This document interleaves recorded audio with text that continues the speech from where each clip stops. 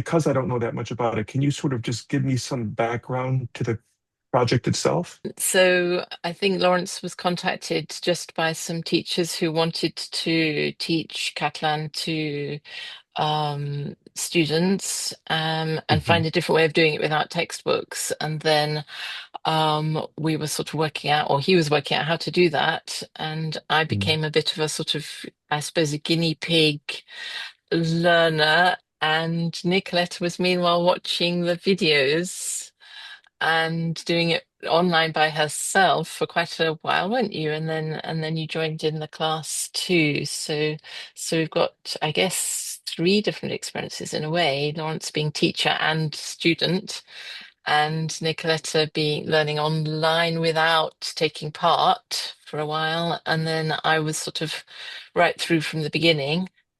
And then I've never had any silent way tuition at all, whereas obviously Nicoletta's got her teaching experience. So it was the teachers who were wanting to, their Catalan is their native language, and they were wanting to teach um, refugees, immigrants coming into Catalonia and finding a way that would engage them more than using textbooks. So That's what I learned. you were working as a student from the very beginning, right, Anthea? Yeah, yeah, yeah, yeah, And yeah, how long ago yeah. was that? How many hours? How So long ago it's was it's that? How just long have you about been a doing it? year ago, so about 50 hours I think we've done now. And Nico, you were watching for the first roughly half of just watching. What was that like? Just watching and not Yes. participating. So I joined in January Mm, Uh-huh. and I didn't start. I wasn't part of it from the beginning. And in order for me to be able to join in January, I had to catch up with the colleagues, with my colleagues. Uh-huh. mhm, And Uh-huh. I did that by using the recorded lessons. And they Oh, were oh, very good lessons. So I mm, went lesson by lesson until I was all caught up. mm, I And see. then in January, I was able to join the live classes. And I think I was able to integrate quite smoothly into mm, the mm, mm, live classes mm, because, as I said, the lessons were very good. I mean, anyone could learn, my opinion, from scratch because Wow. they went at a pace that allowed me to really integrate the language. It's a language I took from scratch. I knew nothing about it. I knew it was a Romance language, but other than that, it was totally new for me. mm, When you were mm, watching the videos, what were you doing? I mean, were you just simply Mm, watching? Were you doing No, something along with the videos? no, no, no, No. no, no. So I was doing what I instruct my students to do with the recorded lessons. Uh-huh. So you watch and then you pause and then you work. Uh-huh. So I mm, was working with them sentence by sentence, and I was doing my practice.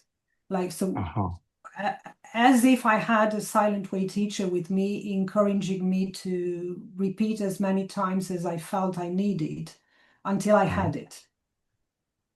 So Wow. it's not just watching, it's really mm, doing the work like you were in class, actually.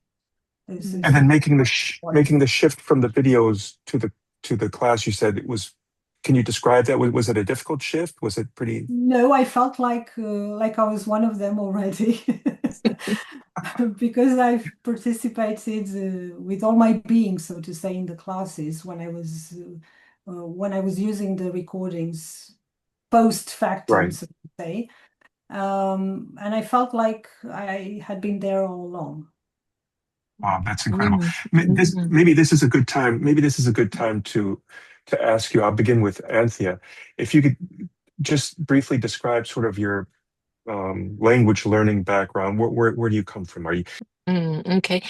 So at school, French and German, but just Mhm. not up to just up, I don't know, up to O level, which is sort of, I don't know, not the highest level at school.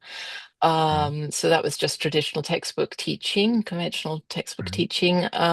But yeah, when I eventually sort of go to France and it's like, I've got to a reasonable level where I should be able to converse with people, but no.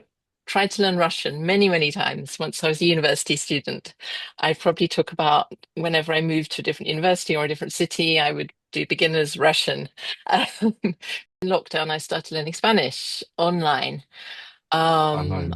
online with a group, and finding that, I mean, it's gone in there, but it's not coming out. And it's really, it was not, looking back on it now in comparison, really, the efficiency of it was very poor, I would say, in the huge lot of information, feeling maybe I, all this has gone in, but it doesn't make any sense. It's not usable. And then I took the decision to learn Catalan because spend time in Catalonia and sounds more exciting than Spanish. And yeah. You used the word, and I don't know if this is significant or not, Mm, but I thought I heard you say the word efficient. Can you mm, mm. explain that a little bit? Well, I suppose I was thinking about that, just thinking about talking today. Just all the vocabulary that, there's pages and pages of vocabulary and situations that may have no use whatsoever to my life, no connection with it, sort of imposed. It's a sort of, this will, Hmm. Mm, there's a list of stuff that you need to know. Here it all mm, is. mm. Um, but there's just too much. So I Right. get the feeling only a small amount, maybe that's just me, but only a small amount will have stayed within me from that. Those that you will learn this information and then you'll know it. It's not, it's a vast quantity, but I'm sure only a small amount stays in, whereas Silent Way, I think it's a smaller amount, but it's much more relevant, and because of the practice and this emphasis on speaking and listening, it stays more, I think. So I think what struck me first with Silent Way was this uh, simplicity in a good way. Hmm. So that sort of real focus on some very simple, okay, the rods, and Hmm. that gives a clarity, but it's, that's weeks of that, whereas maybe in a textbook you're already been at the seaside with a group of friends introducing each other, it's, which is supposed to be more like real life, but actually the rods made it very clear what Mm, the mm, what the focus was. There was no doubt, no ambiguity, no sense of all those other things one might think about with a sort of fake situation that you're given in a mm, mm, textbook. Not got that distraction, I think, of everything else. It's a real clear focus, so you can really concentrate on the language and not on imagining what's going on in a picture or trying to make sense of a list of words. It's very mm, clear, very simple, very focused. In these Catalan classes, we got many experiences with the language. And what this does is that I feel it viscerally. This translated means that you've built your internal criteria for the language. yeah. So I know Mm, I have all these endings, and if I ha because I've had all these experiences with the language, I know this goes and this doesn't go in Catalan. And mm, and even that sense of movement, maybe I'm just mm, sort of intrigued about that, but something about mm. even online being able to move the rods around, Uh, something that I think that helps lodge it in you, this sort of sense, or I don't know what it is, but I don't really don't know what it is, but something about moving things around rather than reading text. It's really clear what's happening. So it's really clear what's going on. You know what needs to be communicated, uh-huh, but also I think so there's a high element of focus. uh-huh, Um, there's the actual movement, I think, which also stops the mind wandering off. It uh-huh, you need to pay attention as a student. uh-huh, You need to follow what's happening. You need to follow that your instructions, if you're giving them, are being followed. I think an element of playfulness in there as well comes in. Mm, It's just a good feeling, a good mm, environment to be learning in. A, when you're communicating and your communication is being understood, mm, listened mm, to and understood, that's a good mm, feeling. mm, But mm. also if you can have fun while you're doing it. Nico, how did you find that interactive? How Yes, did you I'd feel like to that? say a few things about this, why this works, why this is so effective. Oh, So there is this thing called grounded learning. And mm, grounded in what? Grounded in experience. mm, And the more senses you engage and the mm, more grounded in the experience you are, the better the learning sticks. Mm, And the fact that we get to touch, so we engage the motion aspect, mm, we mm, get mm, to speak, we hear. mm, mm, So many mm, senses are involved in the learning, and that's why it's important to mm, do the actual to move things around. Like mm, really, we mm, are playing, but we are mm. not mm, playing around. mm, We really do that. If I tell you give the cup to her, you take it and you give it to her. You don't just mm. pretend. So the fact that it somehow it's has meaning. You know what you're doing, Mhm, you know what the other people are doing. mm, Um, there's a task. It's it's focused, it's very thorough. So I mean coming on to the um and again, I suppose I would say slow paced, but in a very, very good way. That sort mhm, of minute attention to detail. mhm, Um, which is very different from mm. what I'd experienced before. I think the worst was when it was you're asked a question and you say something and the teacher says nothing. And it's like, is that good? Is that bad? Do you understand me? I don't know. And then goes on to the next person.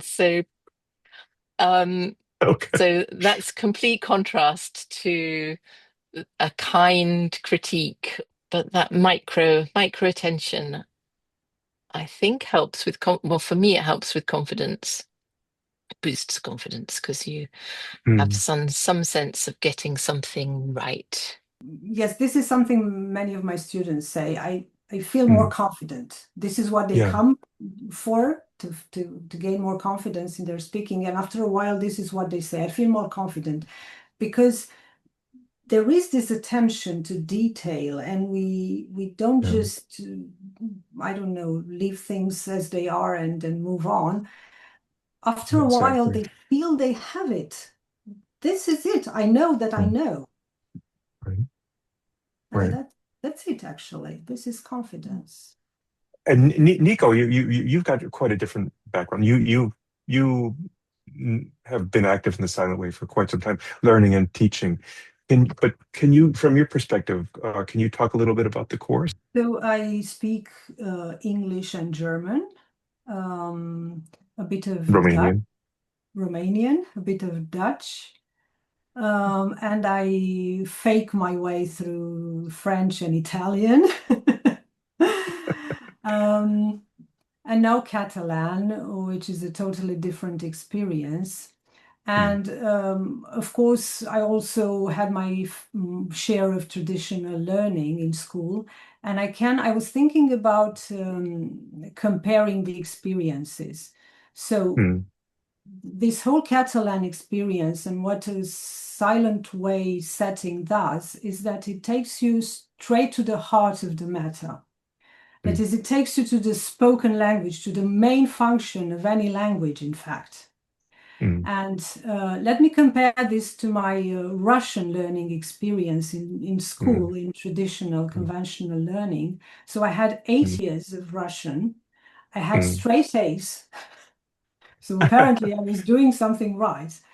But in Right. fact, I couldn't speak a word of it after 8 years. So I was very good at Mm, doing exercises and reading, mm, apparently, mm, but mm. nothing, It's nothing, no. fascinating. Yes, Mm, yes, Mm, absolutely. mm, Absolutely. So we usually start at the end with Hmm. writing, Hmm. and then we Right. progress, and we may never get to speaking, which is actually the whole That's point. Languages have been invented Mm. mm, here, and what we mm, do in any silent way class is to strip the process away of anything else and just uh-huh, focus on the speaking, and then the reading and the writing will come easy. mm, Actually, it's speaking and understanding that go together. uh-huh. And then reading and writing are actually secondary functions. They're cultural additions, if you want. This is the first language you've learned through a silent way? And Catalan has been the first learning experience with charts, with teachers giving me feedback, with colleagues, and so on. Yes. But of course, this was slightly different because the teachers were becoming silent way teachers.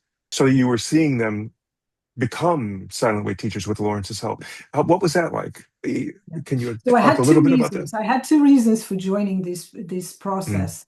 The first was, of course, for the, I don't know, the pure joy of discovering and learning a new language from scratch.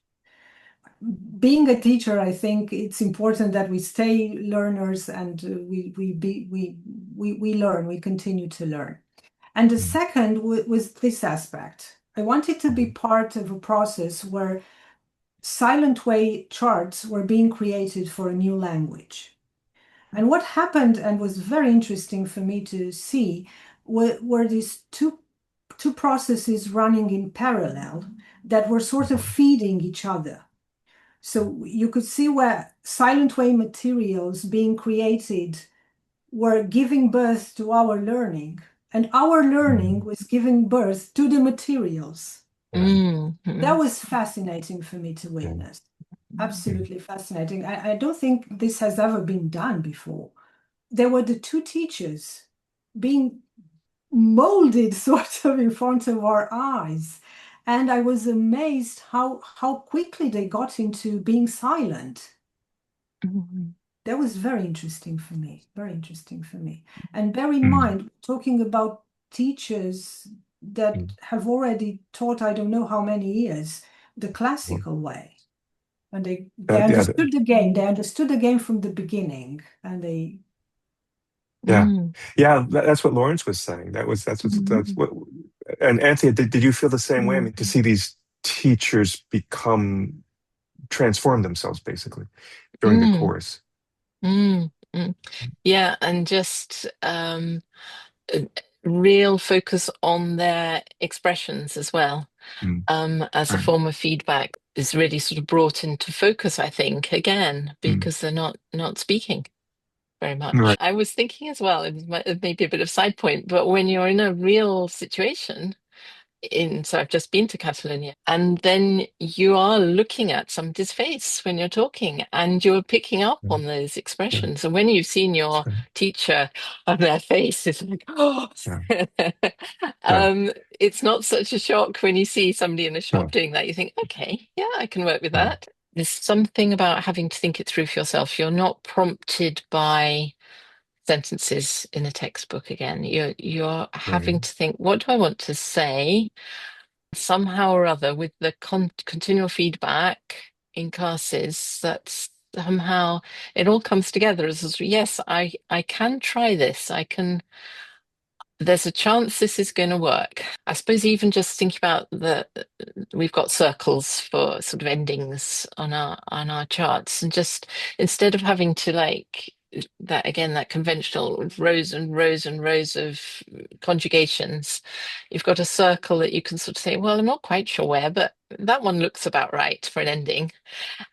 Doing that, okay, I'm not consciously doing that. You're aware there's patterns, you're aware there's structure, and you've got somehow or other, you've got a way through.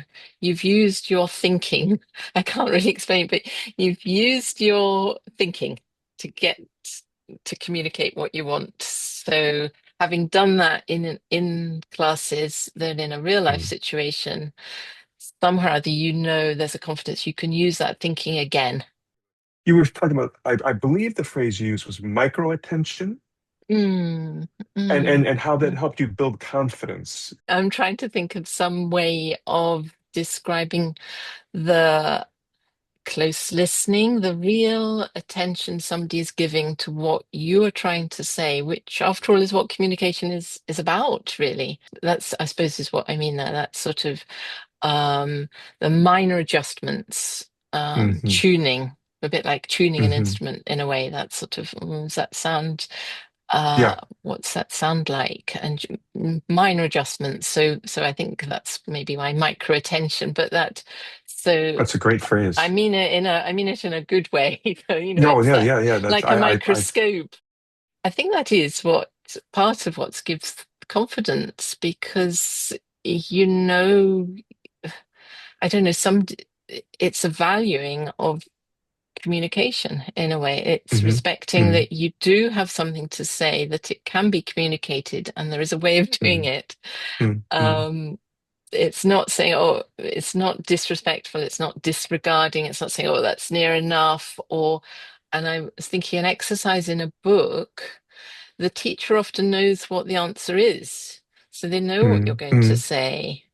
Hmm. Whereas in the silent way, often the teacher doesn't know quite what you're going to say. So Hmm. there's not Hmm. like a sort of, yeah, you've made some vague approximation, tick, onto the Hmm. next thing. It's, what are you really trying to say here? And Hmm. how you say it is really important. It really matters. And again, with Hmm. Catalan, I'm sure there's different things in different languages, but with Catalan, the stress, where that Hmm. falls, seems Hmm. to be very important. Um, Hmm. and in a way, quite simple, but very important. Hmm. Hmm. And without that attention, if you're just reading from text, you're not going to get all Hmm. that. And you're tuned into the sounds, the sound sort of, the soundscape, sound landscape, Mhm. something, Hmm. I think, much more so than when I've learned before. It's possible. You can make not all of these sounds, but you can keep trying. But there's something about, begin to know what sounds right, I Right. think. I hear both of what both of you have said. Um, Nico, when you were talking about Russian in particular, where you got straight A's, but you couldn't speak Russian, which is, that's the problem. And Anthea, what you had studied French and German and languages in university, but you can find yourself able to speak them. It sounds to me what your experience with Catalan in the silent way is different. You were speaking right from the beginning. Why were you able Mm, to do that? mm, What, mm, mm. Do you Yeah, remember okay. how you got started, Anthea? I know. I'm trying to think. I With the mean, numbers, with the the numbers. numbers. Okay, The yes, yes, task was that's true. manageable and understood by everybody. Yes, yes, yes, yeah. Talk a little bit more about that, Nico. What do you, Mhm. I haven't seen the first class. Mhm. Yes, so Lauren started with the numbers, and from the numbers, he started building the sound chart. Mm, Hmm. That's, that's right. Yes. Yes. uh, Starting with the numbers works every time because it's universal. Everybody right, knows what we're Mm, talking about, and people jump right into it. right, If you mm, do it step by step, it's something manageable all the time, mm, and you right. can take it up a notch, a notch, a notch, and then you all of a sudden, whoa, my Yeah, God. yeah, mm, yeah, I mhm, want to say mhm, all this. Yes, yes, yes. mm. yeah. Yeah, and I suppose that length of a lot of sounds in a all You together in a you row, a can lot of have different sounds when you, yeah. my And you, hypothesis is that the whole sound system is in the number system of any language. mm, Hmm. mm, mm. Hmm. Hmm. Yeah.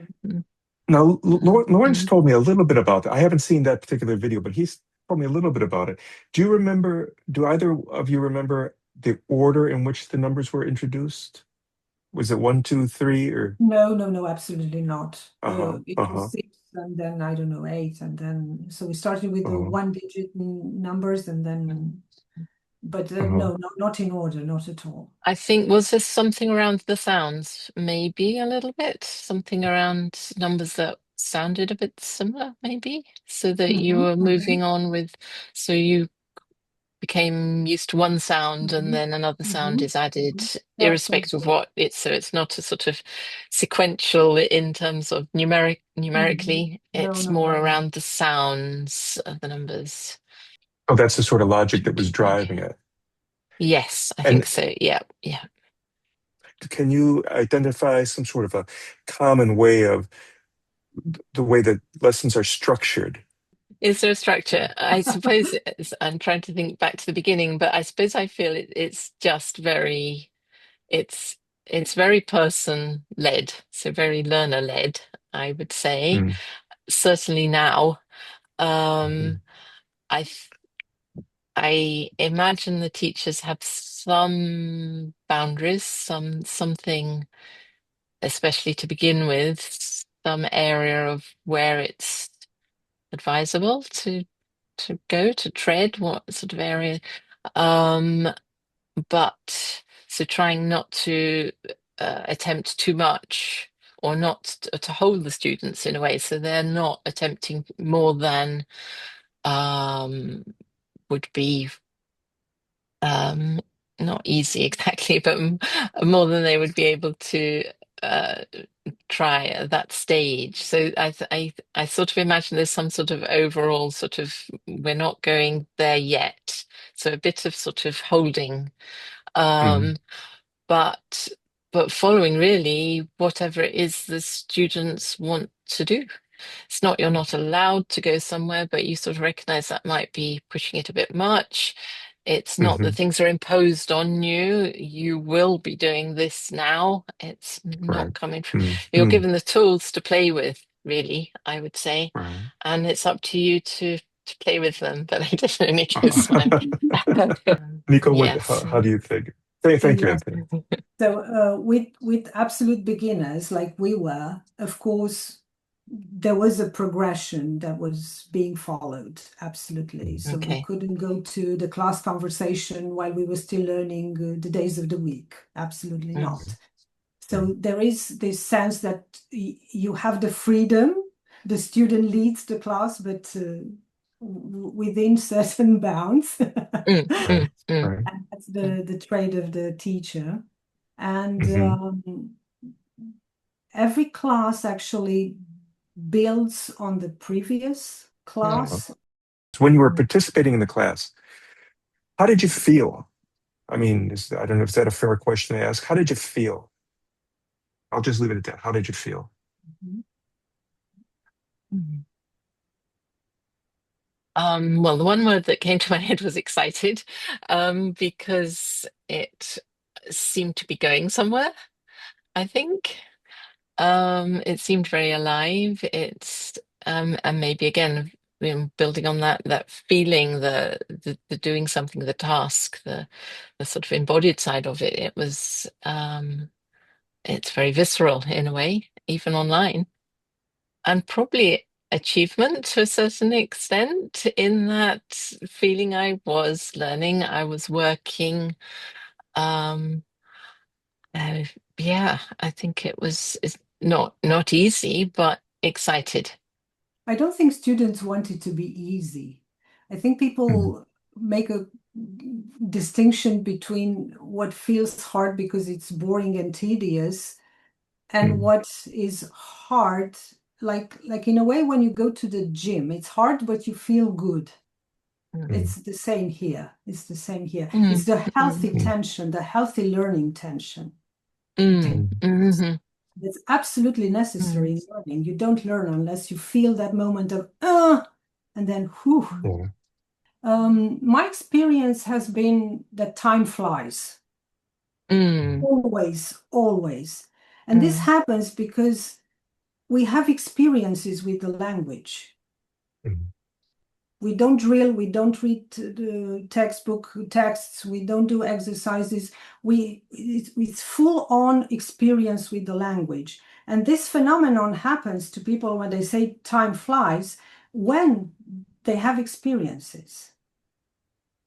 This is what happens. And another yeah, thing is, I feel energized after the class. mm, mm, So I have mm, consistently, it happened that I had more energy after the class as I did going in.